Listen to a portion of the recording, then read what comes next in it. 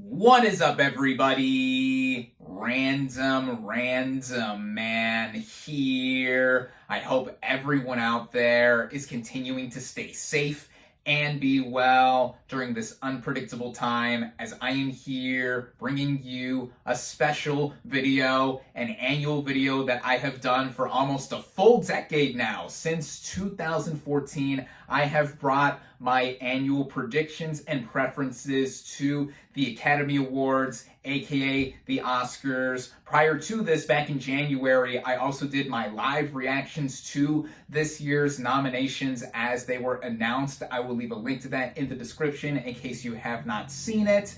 And I will also leave links in the description for my reviews of all 10 of this year's Best Picture nominees, as well as time skips to particular categories that you may want to jump around and know my thoughts on, as I'm going to be giving out my so-called educated guesses as to what I think will win the Oscar and also what I think should win the Oscar of the nominees that are given. I'm also going to be attempting to do so in one take. Yes, no cuts, no fancy edits where I jump between category to category for all 23 categories once again this year, like I did last year. I'm going to try to do this all pretty quickly, speed through some of the categories, especially if some of them are known done deals by now. But yeah, without further ado, let's get started. Starting with Best Visual Effects. This is an easy one. I think it should go to Avatar: The Way of Water, and I think it will go to Avatar: The Way of Water. Really little debate there as to this being a category that is going to be contended in any sense besides giving it to that movie. So, Avatar: The Way of Water should win the Oscar and will win the Oscar. Next, speeding things along. Excuse me. Best Film Editing. Now, of these categories, or these nominees, I should say, my favorite easily here is Top Gun Maverick, my favorite movie of 2022. Over 800 hours of flight footage, just the action sequences alone. A lot of that was filmed and whittled down together to fit into the just over 2-hour running time, which is quite a feat. That's more than the total footage of the Lord of the Rings film trilogy filmed together combined. And yeah, that was just what a feat of editing right there. Eddie Hamilton's work is tremendous. What do I think will win? Well, at first I would have said Top Gun Maverick because it seems like a front runner to where it would be one that is associated with other tech categories that go hand in hand. But I think this is going to go to Paul Rogers' work for Everything Everywhere All at Once. He has been picking up steam recently. He recently just won an Editing Guild Award. He won at the BAFTAs as well. I think he also won a Critics' Choice. So yeah, there you go. I think that's pretty much a done deal for Best Film Editing. And I think the editing in that film was quite impressive as well. A lot of it was all editing, actually, to really show Everything Everywhere All at Once, literally. So yeah, there is that. So, Top Gun Maverick should win the Oscar, and Everything Everywhere All at Once will win the Oscar. Next, Best Costume Design. I think I would personally give this to Babylon. The costumes in this film, it being a period piece set during the early years of Hollywood, I think all the outfits and designs were really cool, seeing all the different characters, and they were very diverse in between as well. All of the nominees here I have seen, except for Mrs. Harris Goes to Paris.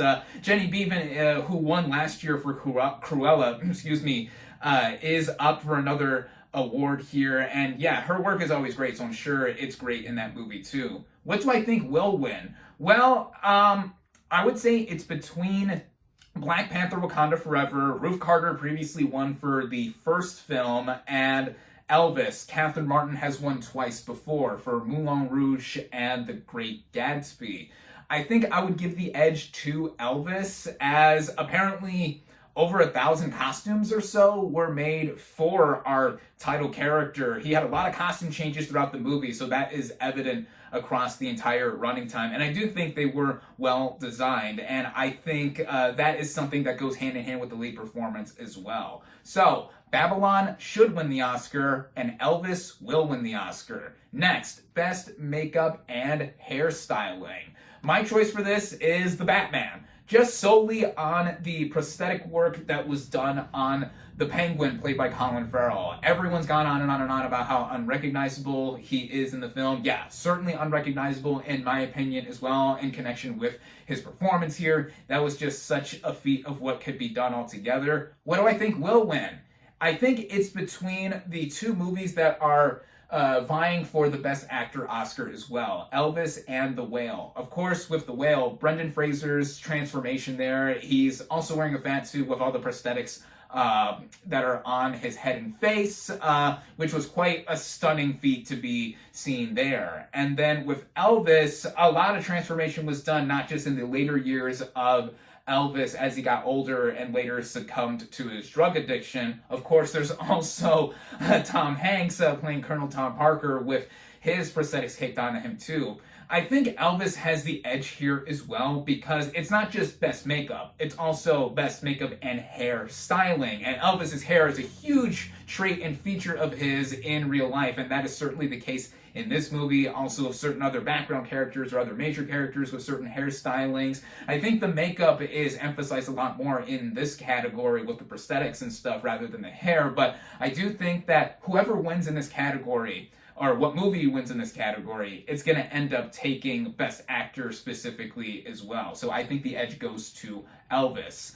So The Batman should win the Oscar, and Elvis will win the Oscar. Next, Best Cinematography. Now, if you saw my live reactions video back in January, you would know how pissed I was that Top Gun Maverick was totally robbed of a nomination and a win. I thought this was going to be the runaway win. It was winning a bunch of cinematography awards lately, including at Critics' Choice. But alas, let's see what we do have here. Well, I've seen every nominee in this category except for Empire of Light. That's Roger Deakins. He's already won 2 in this category. Long overdue for being nominated over a dozen times or so. But he's not going to take it this time. My personal favorite of this category is actually Bardo. The work of Darius Kanji in this film was just mind-blowing in many aspects, right down to the opening scene where you just see a silhouette or shadow running and jumping in the hot desert. It's just nuts to see all the camera work and all the rehearsal and blocking and spotting that was done for this film. Yeah, even though this is not my favorite movie nominated in this category, I think the cinematography here was just quite phenomenal. What do I think will win? Well, recently, there has been more shakeups in terms of what could possibly win in this category from other guilds and other awards. All Quiet on the Western Front won the BAFTA, and that is a stunning looking movie as well. And then recently, Elvis won the Guild Award, ASC, I believe, for Best Cinematography. And that is a big indicator as to what could win the Oscar. When you're paying attention to precursors, a lot of the times you do want to look at the guilds because the same voters do overlap or intersect with the Academy, or those that are in the Academy with different branches. I could see it going to Elvis in one sense. It would be cool to see Mandy Walker, who would be the first woman, I believe, to win Best Cinematography, take the trophy. But I actually think it's going to go to James Friend for All Quiet on the Western Front. So, Bardo should win the Oscar, and All Quiet on the Western Front will win the Oscar. Next, let's scroll up here. Best Production Design. All of these nominees, I think, are quite stunning with how the art direction / production design is. My personal favorite here is Babylon, once again. It's taking place again in the early days of cinema, the transition from sound to, or silent to sound films, excuse me, from the 1920s through the 1930s. And with this category in particular, a lot of times it does go to movies that are period pieces and movies about Hollywood itself. Case in point, some of the most recent winners, like Once Upon a Time in Hollywood and Mank, both films taking place within the movie industry decades ago, and those ended up winning. And I think that is the main reason why Babylon, I think, will win the Oscar as well. So, Babylon should win the Oscar and will win the Oscar. Next, Best Sound. By far and away, Top Gun Maverick should win this, and I do think it will actually take it as well. There could be some contention in here from other nominees that are the bigger blockbusters. I think all of them here, except for All Quiet on the Western Front, made quite a bit of splashes in theaters where people actually actively went to see these things, and the sound is a big factor with them being up for the award here, like Avatar: The Way of Water. Elvis, given that it's a movie revolving around music, if this was back in the days where the category was split between Best Sound Editing and Best Sound Mixing, it would likely win Best Sound Mixing. The difference between editing and mixing: Best Sound Editing was the creation of sound, and then Best Sound Mixing is the blending of sound, but now it's here in one category once again. And I think Top Gun Maverick is going to win here. I mean, seeing the movie for the first time in IMAX, just the rumbling of the jets starting up and flying everywhere, whooshing past the mountains and just firing at each other. Yeah, I think this is a done deal for sure. So, Top Gun Maverick should win the Oscar and will win the Oscar. Next, Best Original Song. Okay, I think this is an obvious one too. Not To from RRR. As soon as I first heard that song in the movie when I watched it for the first time, it was such an infectious tune altogether, coupled with the musical number here, and it looking so animated and so vibrantly put together. This would be awesome. And given that RRR was not submitted for the Best International Feature Film Oscar from India, this is the only chance it has to win an Oscar. And I do think it is going to win. We have other nominees here like Lady Gaga, Hold My Hand from Top Gun Maverick, Rihanna, Lift Me Up from Black Panther, Wakanda Forever. Even This Is a Life from Everything Everywhere All at Once, also another good song. That surprised here in the nominations. Diane Warren's not going to win here. She just recently got an honorary Academy Award. One day maybe she'll win a competitive one, but really I think this is going to go to Not To. I also cannot wait to see this number performed during the telecast. So, Not To should win the Oscar and will win the Oscar. Next, Best Original Score. I think this is another category that is obvious too. Well, before I say my pick as to what I think will win, what do I think should win? Babylon. Justin Hurwitz did my favorite score of the entire year last year with how booming and bombastic and bold it is, just like the movie itself. It represents the movie all in all too, and just running through with some nice jazzy beats with the trumpets, also pianos. I personally loved it. I know the score is not for everyone, just like Babylon, the movie is not for everyone, but yeah, I personally loved it. I also think it's going to win. I think this is going to end up winning. Recently, in other award shows, it ended up taking the Golden Globe, for example, and the Academy does like Hurwitz, even though they oddly didn't nominate him for Best Original Score for First Man, also the previous collaboration with him and Damien Chazelle. But whatever, I think this will more than make up for it because I do think it is an excellent score as well. And yeah, I think Babylon should win the Oscar and will win the Oscar. Next, Best Animated Short Film.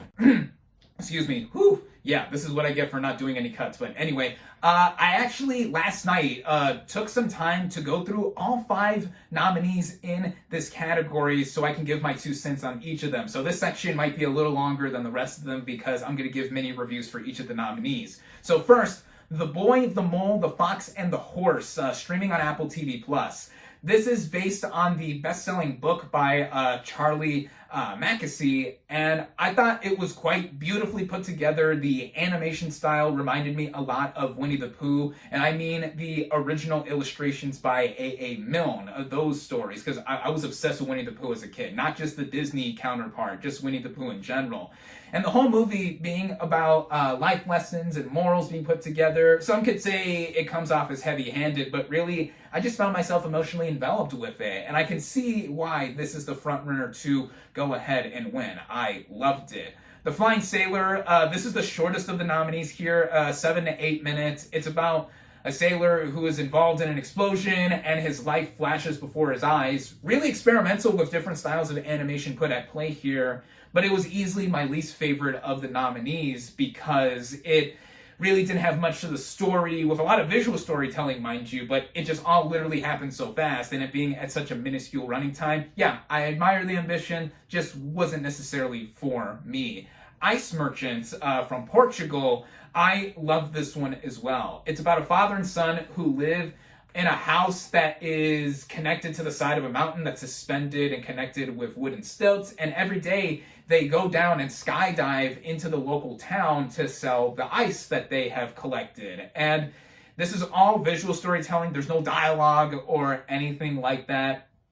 Same with The Flying Sailor, that was all visual too. But with The Ice Merchants, the visual style of this movie really took me. Similar to The Boy, the Mole, the Fox, and the Horse, it's very drawn in, penciled in, but not like messy or anything like that. It looks very clean. It's very yellow and red, if I recall the color palette correctly. It was just beautiful. 15 minutes in length, and I think this is my personal favorite of the category. The first nominee, I think, is just directly behind it, but I would give The Ice Merchants the edge too. The music, the score in that film, and The Boy, the Mole, the Fox, and the Horse, I loved both of those scores too. My Year of Dicks, this is the year with all the crazy titles in this category. My Year of Dicks, is based on Pamela Ribbon's memoir where she talks about losing her virginity, and it's told in 5 chapters. It plays around with different styles of animation too. At one point, the middle chapter switches to anime at times. It's done through rotoscoping, and I think it's really interesting the way it is all done and put together. And yeah, quite a unique one. I really like this one as well. And then An Ostrich Told Me the World is Fake, and I Think I Believe It. Again, talk about crazy names in this category. So it's a stop-motion animation where most of the film is actually fixated on the camera used to create the stop-motion animation itself, where it takes a picture one by one, slight movements, and you actually see the hands in the background of the set moving the actual pieces all together, whether it's the figurines or the furniture or whatever. And this movie is about an office worker who is told by an ostrich the world is fake, and he thinks he believes it. And it's a Truman Show style kind of thing, which doesn't do that much with its concept, as the ostrich doesn't even show up until a few minutes in, and the movie's only 11 minutes long. But I thought it was quite neat to see it all put together and literally play outside of the box. Think outside the box and just play out in that way too. So yeah, those are my quick thoughts on all 5 of the Best Animated Short nominations. And what do I think should win? Well, as I said, my favorite is Ice Merchants. What do I think will win? The Boy, the Mole, the Fox, and the Horse, I think, is going to win. I think it has the edge here. It's easily available on Apple TV+. All 5 of these nominees, actually, are pretty easily accessible. The Flying Sailor and Ice Merchants are available on YouTube. My Year of Dicks is on Hulu. And An Ostrich Told Me the World is Fake, and I Think I Believe It is on Vimeo. So yeah, it's cool to see all these nominees here and with how different they are from one another. But I think The Boy, the Mole, the Fox, and the Horse has the edge here, not just for being on Apple TV+, but also it has some star power behind it, not just it being based on a best-selling book. The Mole is voiced by Tom Hollander, the Fox is voiced by Idris Elba, and the Horse is voiced by Gabriel Byrne. So yeah, I liked most of these nominees for sure, but I think that is the one that is going to take it. So, Ice Merchants should win the Oscar, and The Boy, the Mole, the Fox, and the Horse will win the Oscar. Next, Best Live Action Short Film. Sadly, unlike the previous category, I only got a chance to watch one of these nominees. Maybe later this week I will go through the rest of them if I do have time, but I mainly sat down and watched a lot of the frontrunners in a lot of the categories, and with this one, we have Le Pupille, about a group of orphans around Christmas time during wartime in fascist Italy, World War II to be more specific. And there's a cake being centered around here, the nuns watching over them. It's a really sweet little film, running at about 40-ish minutes. It's able to be streamed on Disney+. And the writer-director, Alicia Rovaka, she's a famous director internationally. Bong Joon-ho is actually a fan of her. And then another big name attached to this is 4-time Academy Award winner Alfonso Cuarón. Órale! Yes! Fellow Mexicano, he is nominated here as a producer too, so if this does end up winning, that is going to be a 5th Oscar for Cuarón, and he actually tied a record with recently newly minted Oscar winner last year, Kenneth Branagh, for being nominated in the most different categories. Both of them are nominated in 7 different categories total across their filmography, which is awesome. And I do think this is going to win because of that star power. Again, I hope to see the other nominees soon, maybe, but I think that looking at the odds on Gold Derby and also seeing how Guaron is a big factor in winning, just like Riz Ahmed was a big name attached to The Long Goodbye last year winning. I think that is going to take it. So, Le Pupille should win the Oscar and will win the Oscar. Next, Best Documentary Short Subject. I only got to see one of these nominees here too, and that is The Elephant Whisperers on Netflix. So it's about a couple in South India who take care of this little colony of baby elephants.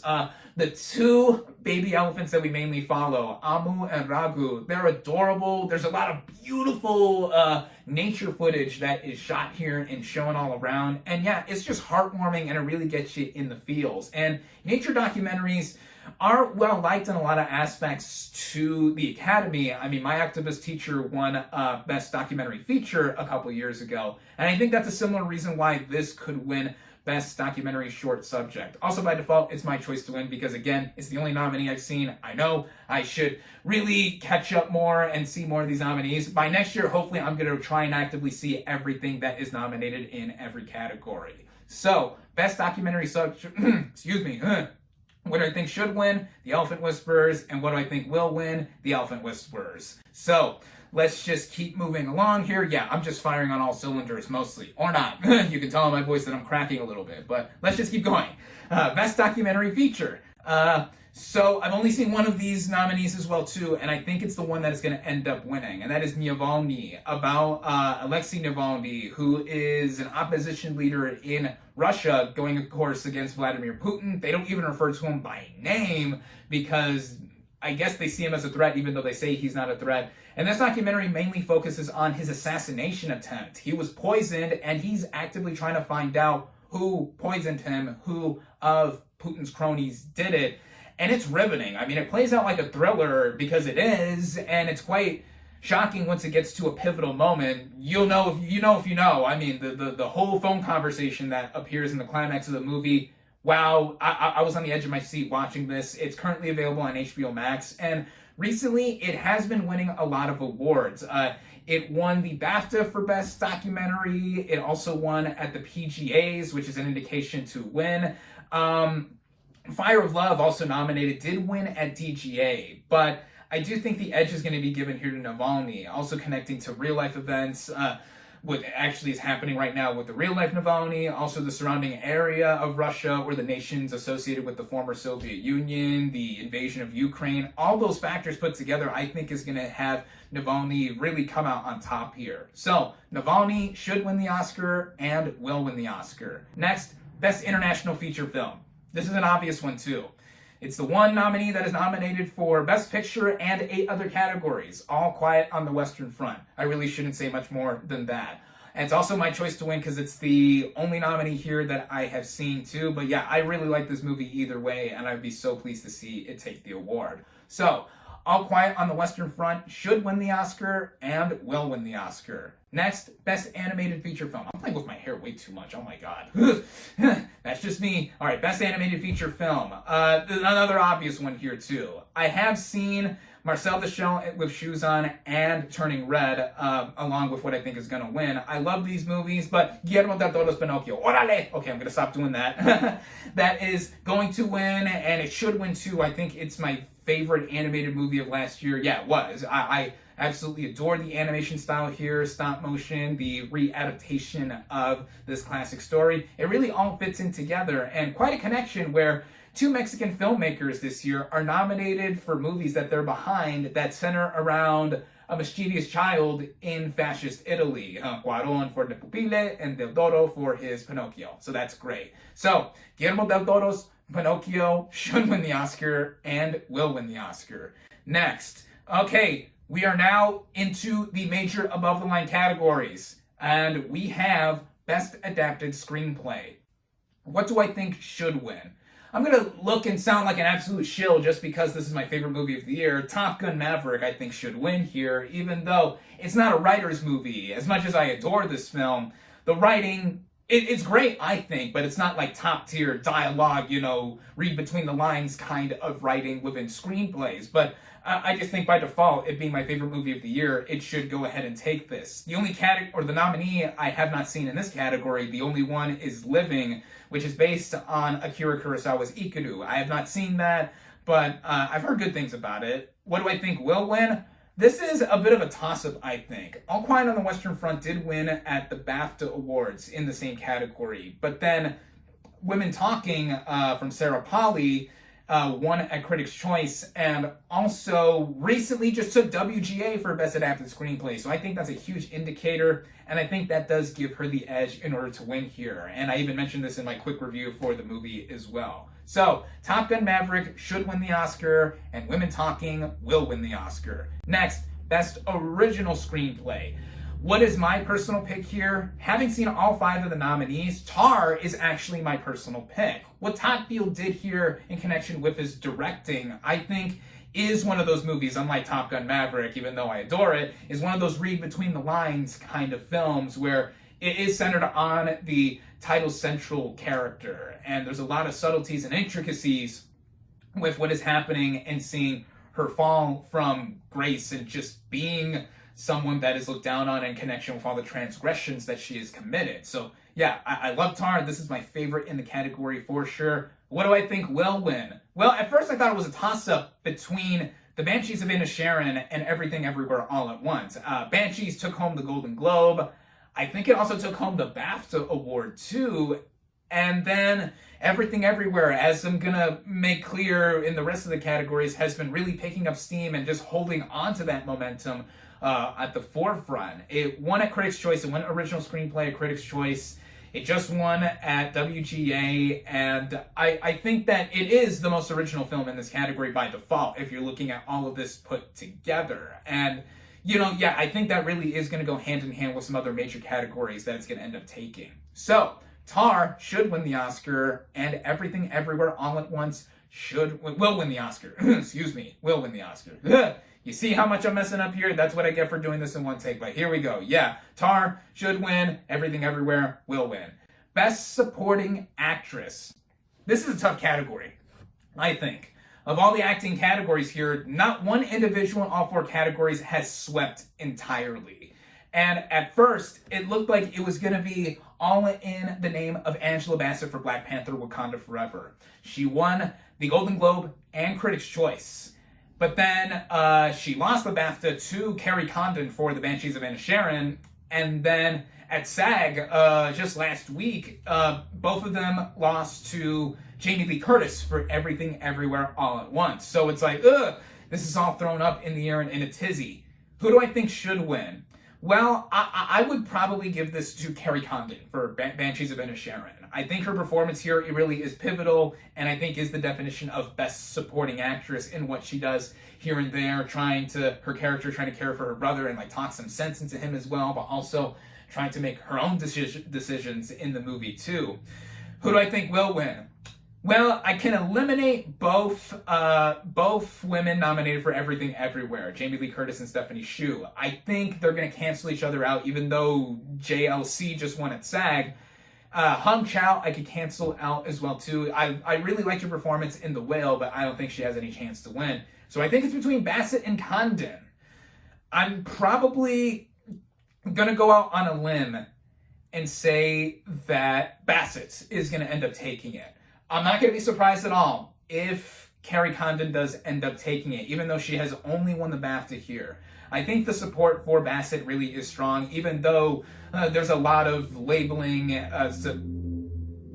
Stupid car. That's what I get for doing this all in one take, as I said for the umpteenth time. But anyway, Bassett, I think there's a lot of momentum here for her, even though, yeah, she's been labeled as starring in an MCU movie, and she won a couple major awards for a performance in the MCU for the first time ever in the franchise. But I'm going to say that if Wakanda Forever is going to win anywhere, unless it does also end up winning Best Costume Design, I think Bassett is going to end up taking the trophy. But again, I will not be surprised if Condon ends up winning. So, Carrie Condon should win the Oscar, and Angela Bassett will win the Oscar. Next, Best Supporting Actor. This one's really obvious. It's been obvious ever since I first saw the movie. Ki Hee Kwan for Everything Everywhere All at Once. We all love seeing him get up on stages and accepting awards, giving speeches. Yeah, He was looking to sweep, but then he lost to Barry Keoghan for the Banshees of Inisherin at BAFTA, which was a little surprising. But everywhere else, he has literally been winning everything, everywhere, almost. And it's going to be no different here. I cannot wait to see what he says come Oscar night. So, Ke Huy Quan should win the Oscar and will win the Oscar. Next, Best Actress. Of course, a lot has been talked about in this category given Andrea Riseborough's nomination. I sadly haven't seen To Leslie yet, which she is nominated for. I hope to soon, but I do not think that she is going to win. Neither is Ana de Armas for Blonde, even though I personally love that performance in a divisive movie that I personally enjoyed. I really think she put in all the work. It's shown on screen. Michelle Williams, she should have been campaigned in supporting actress if she wanted a chance to actually win an Oscar for this movie. I mean, if she was in supporting actress, I think it would have been a done deal. She would have easily won here. But it's really between Cate Blanchett for Tar and Michelle Yeoh for Everything Everywhere All at Once. Who do I think should win? Cate Blanchett for Tar. She gave my favorite straight-up performance, period, in any movie last year. So by virtue of that, I think she should win. But let it be known here, I really want to see Michelle Yeoh win the Oscar for Everything Everywhere All at Once. And lately, even comparing all the different awards that each individual has been winning, they both won at the Golden Globes. Ooh! Okay, I hope that's the last time I'm interrupted. Both women have been winning awards everywhere. They both won in their respective categories at the Golden Globes. Cate Blanchett won at Critics' Choice. At the BAFTA, she also won. And then recently, we saw Yeoh win at the SAG Awards and then also at the Independent Spirit Awards over the weekend. And right now, Oscar voting is happening, final Oscar voting.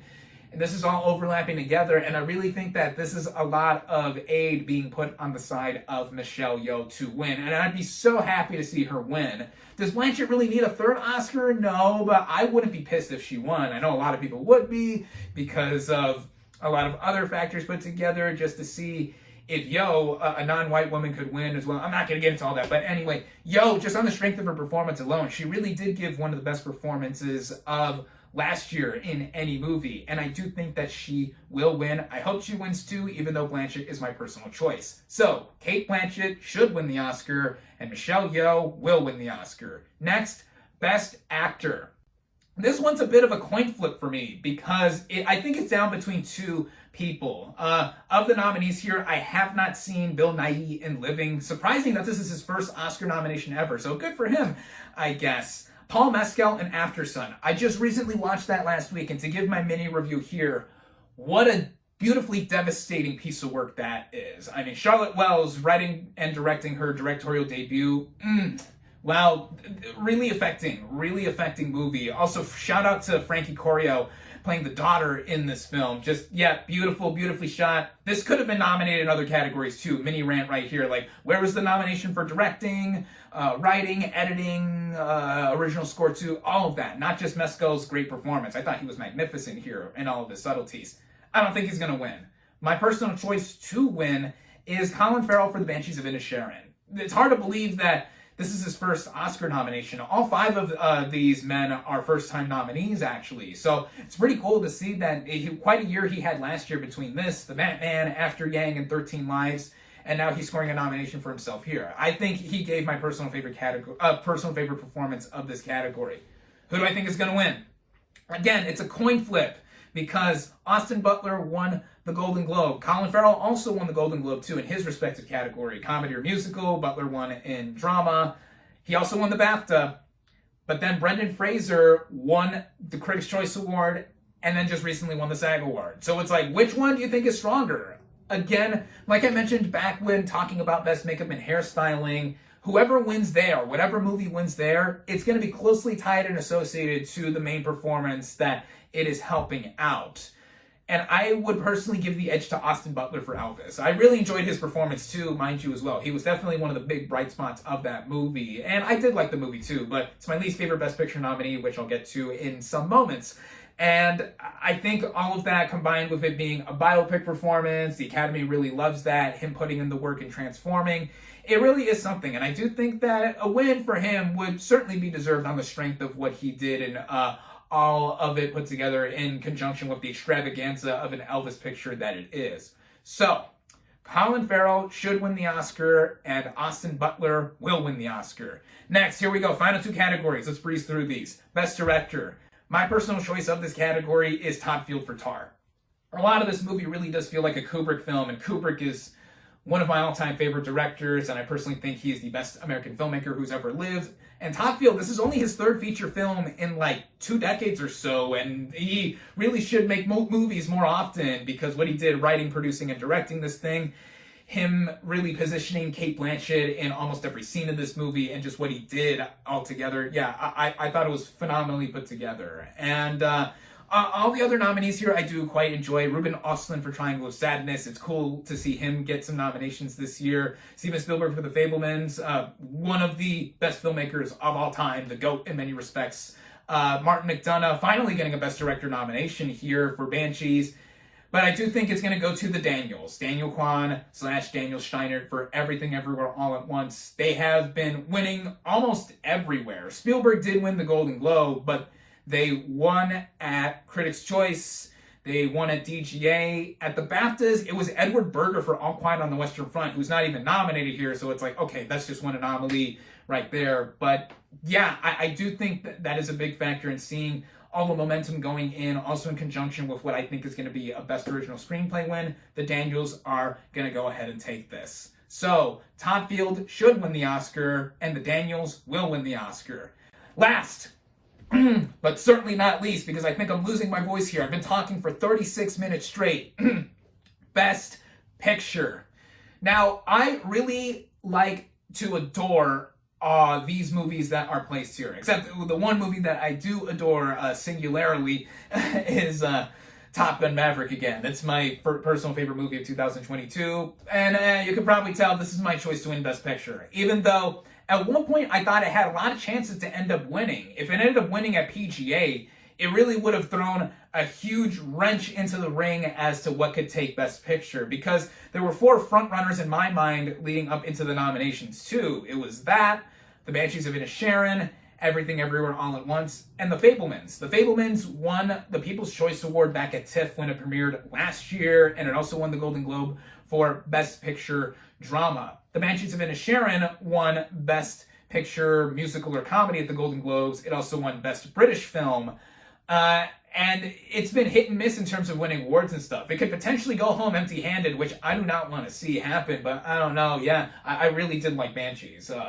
And then we have All Quiet on the Western Front here that did win a lot of BAFTAs. It was nominated for 14, which is like the most ever in the history of that ceremony, and it won 7, including Best Film. And I totally see how this was such a European appealing film with the whole anti-war message in connection with all the crazy crap that's going on in the world right now in that region of the globe. Yeah. But I think All Quiet is most likely going to end up with 2 wins. It's going to win Cinematography International Feature Film. But what's going to win Best Picture? Really obvious. I think it's going to be Everything Everywhere All at Once. It won a Critics' Choice. It won a PGA recently. It won an Indie Spirits just over the weekend. It's really been picking up steam everywhere, and it's been winning at a bunch of the guilds. And I really see no other reason other than to just give it the win here. It's possible anything could happen, just like in years past of how crazy the Oscars have been. But I really see all the momentum being on its side right now, and it'd be certainly one of the most unique Best Picture wins in Oscar history. And yeah, I love the movie, of course, too, and just seeing what it has done and also bringing lots of the conversation here. I should wrap this up really quickly, but yeah, seeing what it has brought together, and I think that a lot of other major wins that are going to come its way come Sunday night too, it's going to really be all in its favor. So, Top Gun Maverick should win the Oscar, and Everything Everywhere All at Once will win the Oscar. And that's it. Wow. Woo! I finally did it. I got through all of the categories for this year's Academy Awards, and yeah, we'll see what happens, just like every year with how this all plays out. I anticipate being wrong in a lot of categories, though. I don't want to brag. I got 22 out of 23 categories right last year, and I didn't enter them in on Gold Derby or place down any money. Maybe I should this year. I don't know. But yeah, there we go. Alrighty, dighty. It's all up to now seeing the telecast play out, and let's see how Jimmy Kimmel does as a host, coming back for a third time, and just how it all goes together, and just having the show run efficiently. So, with all that being said, thank you all, as always, for watching. Be sure to like this video, comment your predictions and preferences for this year's Oscars. Social media links in the description. Subscribe to my channel for more, and I'll catch you on the next movie review.